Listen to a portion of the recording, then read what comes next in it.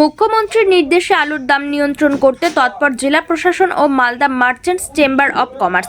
ইতিমধ্যে বিভিন্ন প্রজাতির আলু নেমেছে বাজারে। 30 থেকে 50 টাকা কেজি দরে বিক্রি হচ্ছে আলু। তবে সাধারণ আলু 30 টাকা কেজি দরে বিক্রি করার নির্দেশ জারি করা হয় প্রশাসনের পক্ষ থেকে।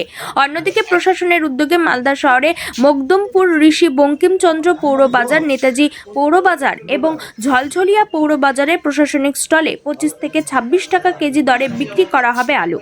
মালদা মার্চেন্টস চেম্বার অব কমার্সের সভাপতি জয়ন্ত কুন্ডু এবং মকদমপুর ঋষি বঙ্কিমচন্দ্র পৌর বাজার ব্যবসায়ী সমিতির সম্পাদক রাজেশ ঘোষ জানান, আলুর দাম নিয়ন্ত্রণ করতে জেলা প্রশাসন ও মালদা মার্চেন্টস চেম্বার অব কমার্সের যৌথ উদ্যোগে মালদা শহরের 3টি বাজারে খোলা হবে সরকারি স্টল। এর পাশাপাশি আলু ব্যবসায়ীদের নির্দেশ দেওয়া হয়েছে খুচরো বাজারে আলুর দাম 30 টাকার মধ্যে রাখার জন্য। সম্পাদক আছে উত্তম দা এবং আমাদের প্রেসিডেন্ট জয়ন্ত দা এবং প্রশাসনের সাথে আমাদের বৈঠক হয়েছে যে আলু যেহেতু একটু বাইরে একটু বেশি দামে বিক্রি হচ্ছে, আমাদের প্রত্যেকটা মালদার শহরে এবং মালদা ডিস্ট্রিক্টের মধ্যে আলু 30-এর মধ্যে প্রশাসন রাখতে বলেছে।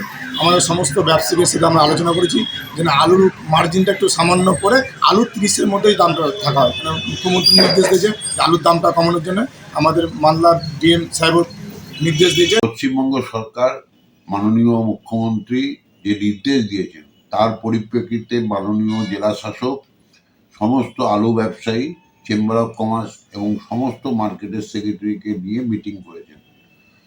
সেখানে 30 টাকার উপরে আলু বিক্রি করা যাবে না, সেই নির্দেশিকা আমাদের মাননীয় জেলা শাসক বলেছেন এবং সেই অনুযায়ী আমরা সমস্ত ব্যবসায়ীকে নিয়ে